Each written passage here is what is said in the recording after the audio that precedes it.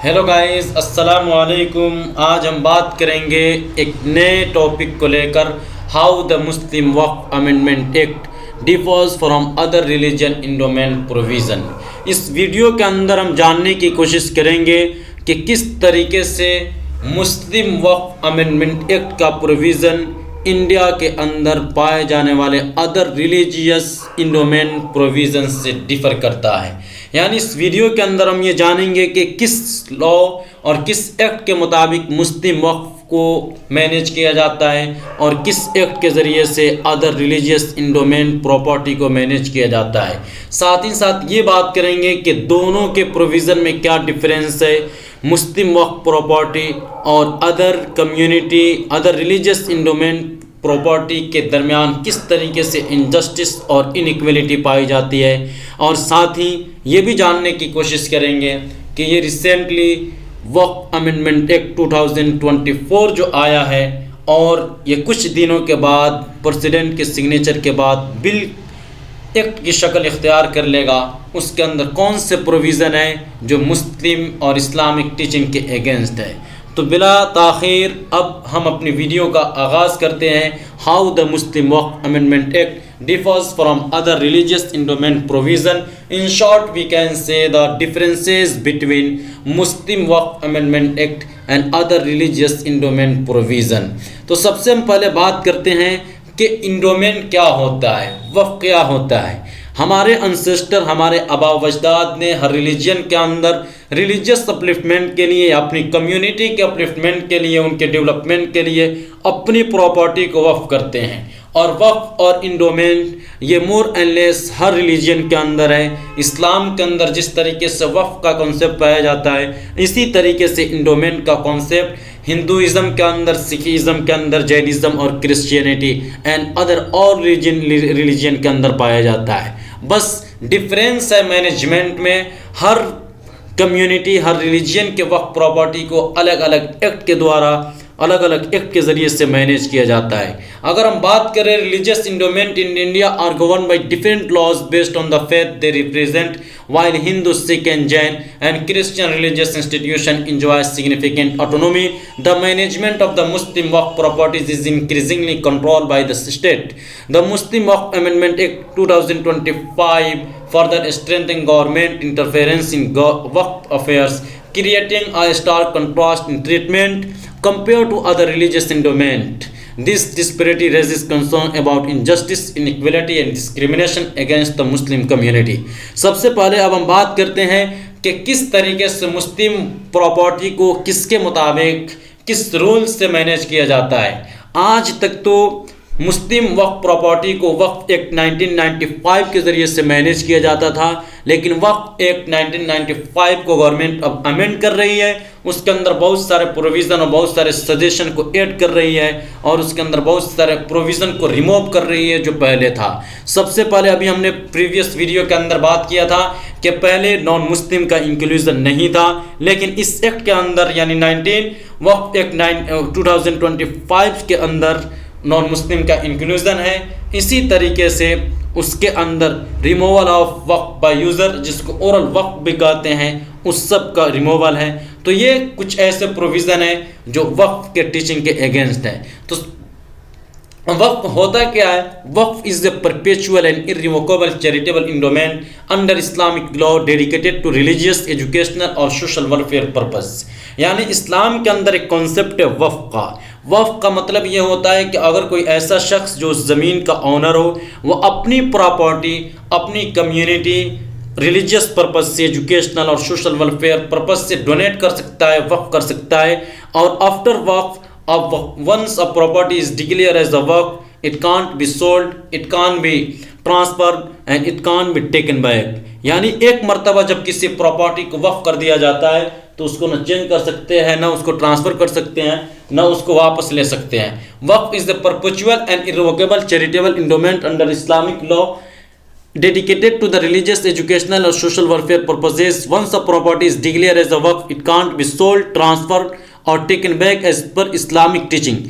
Governed by the Waqf Act 1995, now amended by the Waqf Amendment Act 2025, which with increasing government oversight यानी आज तक तो 1995 के ज़रिए से मैनेज किया जाता था, लेकिन इस एक्ट को चेंज करके न्यू एक्ट लाया जा रहा है जिसके अंदर गवर्नमेंट के इंटरफेरेंस को, गवर्नमेंट पावर को बहुत ज़्यादा इंक्रीज कर दिया गया।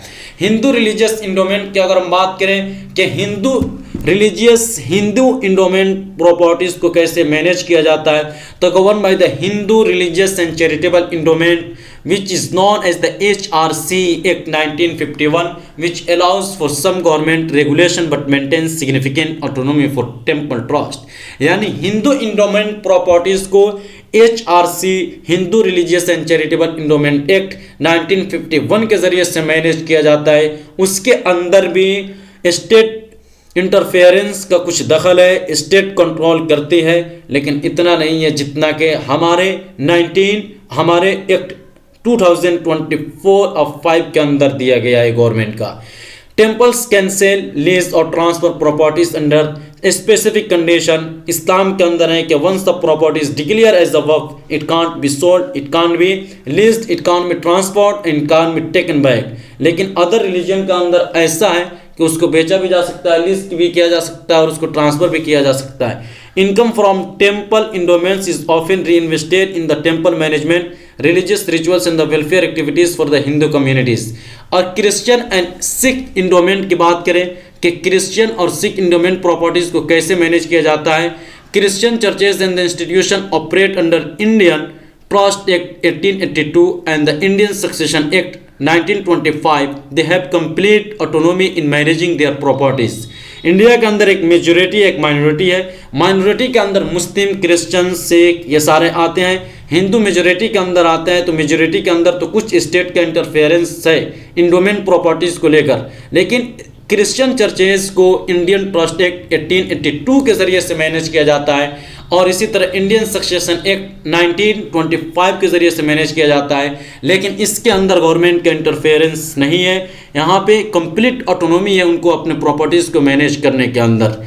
Sikh gurdwaras are govern by the Sikh Gurdwaras act 1925 which ensure that Sikh religion properties remain under community control through elected communities। Sikh gurdwara को द सिख गुरुद्वारा एक्ट 1925 के ज़रिए से मैनेज किया जाता है, जिसके अंदर पूरी प्रॉपर्टी, पूरा इख्तियार है, उनको कंट्रोल है कम्युनिटी को कि वो अपने प्रॉपर्टी को मैनेज करे। The Sikh religious properties remain under community control through elected communities. The government does not interfere in the sale, lease or financial administration of these properties। यहाँ पे क्वेश्चन ये है कि जिस तरीके से अदर माइनॉरिटीज़ हैं, अल्पसंख्यक हैं, क्रिश्चियन है, इसी तरह सिख है, जैनिज़्म है, बुद्धिज़्म है और इस्लाम भी, मुस्लिम भी माइनॉरिटी के अंदर कंसिडर किए जाते हैं। तो जब अदर रिलीजन के अंदर इंटरफेरेंस का पावर नहीं है, कंट्रोल का पावर नहीं है, तो मुस्लिम के ऊपर भी इंटरफेरेंस इतना गवर्नमेंट का पावर नहीं मिलना चाहिए। अब हम बात कर लेते हैं कि की डिफरेंस इन लीगल प्रोविज़न, कानूनी मुराआत के अंदर क्या डिफरेंस है मुस्लिम वक्फ में, हिंदू वक्फ में and Christian and Sikh endowment provision के अंदर। तो सबसे पहले हम बात करते हैं कि गवर्नमेंट कंट्रोल कहाँ कहाँ है। हिंदू के अंदर, हिंदू इंडोमेंट एक्ट के अंदर गवर्नमेंट का पार्शियल गवर्नमेंट कंट्रोल है, लेकिन मुस्लिम के अंदर ख़ास तौर से ये 2025 का अमेंडमेंट आकर एक्सटेंसिव स्टेट कंट्रोल को इंक्रीज कर देता है। और हिंदू के अंदर partial government control over temple funds in the some states but trust retain power. यानी हिंदू के अंदर भी मेन ट्रस्ट को माना जाता है, जो लोकल लेवल की कम्युनिटीज़ होती है, जो हेरिडेटरी होती है या इलेक्टेड होती है, वही पावरफुल होती है। लेकिन क्रिश्चियन की बात करें तो मिनिमल और no state control over religious properties. State religious properties के ऊपर कुछ भी उनका कंट्रोल नहीं होता है स्टेट का, पूरी कम्युनिटी उसको मैनेज करती है। अब हम बात कर लेते हैं कि अपॉइंटमेंट ऑफ ट्रस्टीज़। ट्रस्ट और ट्रस्ट के अंदर जो मेंबर होंगे मुतवल्ली, इसके कौन कौन लीड कर सकता है, इसको कौन कौन अपॉइंट कर सकता है। रिसेंटली जो वक्फ अमेंडमेंट एक्ट 2025 और 24 जो है, ये अब मेंबर को अपॉइंटमेंट करेगी गवर्नमेंट। और इवन के इसके अंदर जो सबसे ज़्यादा कंट्रोवर्शियल पॉइंट है वो है inclusion of 2 non Muslim member at least, यानी कम से कम वक्फ बोर्ड के अंदर 2 नॉन मुस्लिम मेंबर होना ही चाहिए। ये एक्ट कहता है, लेकिन इससे पहले आज तक नहीं था। वक्फ बोर्ड जो पहले एग्जिस्ट करता था उसके अंदर inclusion of at least 2 non Muslim member का प्रोविजन नहीं था। इसी तरीके से इस्लाम भी इसको नहीं मानता है। Hindu temple often manage by hereditary trust और प्राइवेट ट्रस्टीज, यानी हिंदू टेम्पल्स या हिंदू इंडोमेंट प्रॉपर्टी है उसको हेरिडेटरी ट्रस्टीज के जरिए या प्राइवेट ट्रस्ट के जरिए से किया जाता है, मैनेज किया जाता है। लेकिन हिंदू टेम्पल्स और हिंदू इंडोमेंट के अंदर मुस्लिम के मेंबरशिप की बात नहीं की गई है कि हिंदू का जो ट्रस्टी होगा या उसकी जो मुतवल्ली होंगे, उसके जिम्मेदार गार्डियन कस्टोडियन होंगे, उनके अंदर मुस्लिम को इंक्लूड नहीं किया जा सकता है। चर्च और गुरुद्वारे की बात करें सिखिज्म और क्रिश्चियनिटी के अंदर, तो Sikh church and gurdwara committees are elected by their respective religious communities, यानी उन्हीं के कम्युनिटी सेलेक्ट करके देते हैं। तो जाहिर सी बात है ये प्रोविजन अदर रिलीजन के अंदर नहीं है कि स्टेट का इंटरफेरेंस, लेकिन रिसेंटली जो बिल आया है ये गवर्नमेंट को यह पावर देता है स्टेट को कि उसके अंदर अपने हिसाब से मेंबर को इंक्लूड करे। Decision making power, Waqf decision can be overturn by the state authorities और कोर्ट्स, स्पेशली ये 2025 का वक्फ अमेंडमेंट एक्ट जो है इसके अंदर गवर्नमेंट को बहुत ज़्यादा पावर है कि वक्फ के डिसीजन को ओवरटर्न किया जा सकता है, उसको चैलेंज किया जा सकता है स्टेट के अंदर, कोर्ट के अंदर। Hindu temple trust can appeal against state intervention and often succeeds. Christian and Sikh institution enjoy full autonomy in property management. यानी ये मुस्लिम के साथ किसी न किसी तरीके से बहुत ज़्यादा इनजस्टिस और डिफरेंसेस है। अब फाइनेंशियल डिस्क्रिमिनेशन की बात कर लें कि फाइनेंशियल डिस्क्रिमिनेशन किस तरीके से है। Utilization of the fund, government can intervene in Waqf income and divert it for other uses. ये रिसेंटली जो है वक्फ प्रॉपर्टी ये एक्ट आया उसके अंदर 7% से 5% रिड्यूस कर दिया गया है, जबकि पहले 7% था। हिंदू इंडोमेंट एक्ट की बात करें तो temple donation of in use for Hindu community welfare, के टेम्पल डोनेशन या हिंदू इंडोमेंट प्रॉपर्टीज है उसको हिंदू कम्युनिटी वेलफेयर के लिए यूज किया जाता है। Fund remain under direct control of the religious institution. Christian और सिख इंडोमेंट की बात करें तो फंड है वो रिलीजियस इंस्टीट्यूशन के डायरेक्ट कंट्रोल के लिए यूज किया जाता है। लैंड एक्विजिशन की बात करें कि वक्फ प्रॉपर्टी के ऊपर कैप्चर किया जा सकता है या नहीं। Waqf properties can be acquired more easily under the land acquisition act 2013, यानी 2013 के अंदर एक लैंड एक्विजिशन एक्ट आया था, उसके मुताबिक वक्फ प्रॉपर्टीज को बहुत इजीली से एक्वायर्ड किया जा सकता है। अब हम बात करेंगे कि कहाँ किस तरीके से वक्फ प्रॉपर्टीज को कैसे कैप्चर किया गया और उसके एक्वायर्ड कर लिया गया। Temple lands are rarely taken over and church and gurdwara lands have strong legal protection. अब बात कर लेते हैं कि financial contribution, Waqf properties must contribute a fixed percentage to the Waqf board, now reduced to the 5% with the government imposed cap। पहले 7% था, अब उसको reduce करके 5% कर दिया गया। And competition is the high and the Hindu temples and the other religious trusts decide their own financial policies। Churches and gurdwara manage their own donation and funds independently. Church अपने तौर पर एथी करता है, इसको अपना इख्तियार है, पूरे इंडिपेंडेंटली अपने मैनेज करती है, जो फंड है उसको मैनेज करती है। लेकिन यहाँ पे 5% का डिटर्मिनेशन है जो पहले नहीं था। अब हम बात कर लेते हैं legal protection and dispute resolution. Dispute resolution की बात करें तो cases go to the Waqf tribunal now with the reduced authority due to the 2025 amendment.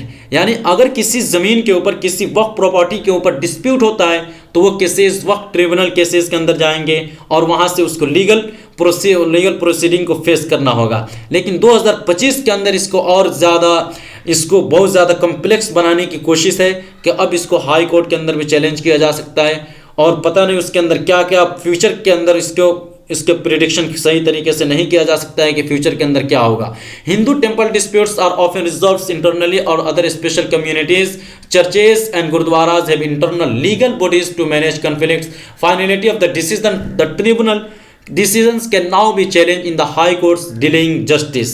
पहले ऐसा नहीं था, ट्रिब्यूनल डिसीजन को हाई कोर्ट के अंदर चैलेंज नहीं किया जाता था, लेकिन 2025 का जो एक्ट है अब इसको फाइनलिटी का जो कॉन्सेप्ट था उसको ख़त्म कर दिया है। अब ये बताया है कि ट्रिब्यूनल डिसीजन को चैलेंज किया जा सकता है हाई कोर्ट, सुप्रीम कोर्ट के अंदर भी। Temple trust decisions of in state unless challenge in the courts, full autonomy in the legal matters with the minimal interference. जो अदर प्रोविज़न अदर कम्युनिटीज़ के अंदर नहीं है, लेकिन इस्लाम के अंदर मुस्लिम वक्फ को लेकर बहुत ज़्यादा स्ट्रिक्ट और बहुत ज़्यादा इनजस्टिस और इनइक्वलिटी बेस्ड प्रोविज़न लाया गया है इस एक्ट के अंदर। अब इनजस्टिस की हम बात कर लेंगे तो किस तरीके से मुस्लिम वक्फ प्रॉपर्टी और अदर वक्फ प्रॉपर्टीज़ के दरमियान से इनजस्टिस और इनइक्वलिटी है। Increase state control over Waqf properties, the 2025 amendment act strengthening government oversight, making it easier for state authorities to seize Waqf land. Unlike temples, churches and the gurdwaras which operate independently, Waqf properties are subject to political control. जब इंसान 15 page का जो मुसव्वदा है, document है, जो bill पेश किया गया है, उस बिल को पढ़ता है तो उससे पता यह चलता है कि अब ये रिसेंटली जो बिल आया इसने गवर्नमेंट को बहुत ज़्यादा पावर दे दिया है। इतना पावर दे दिया है कि उसके इंटरफेरेंस वक्फ प्रॉपर्टीज़ के ऊपर बहुत ज़्यादा है और नॉन मुस्लिम का इंक्लूजन हो गया, या इसी तरीके से removal of the Waqf by user, ये सब बहुत ज़्यादा डेंजरस है, बहुत ज़्यादा कंसर्न क्रिएट कर सकता है मुस्लिम सोसाइटी को वक्फ प्रॉपर्टीज़ की सेफ्टी को लेकर।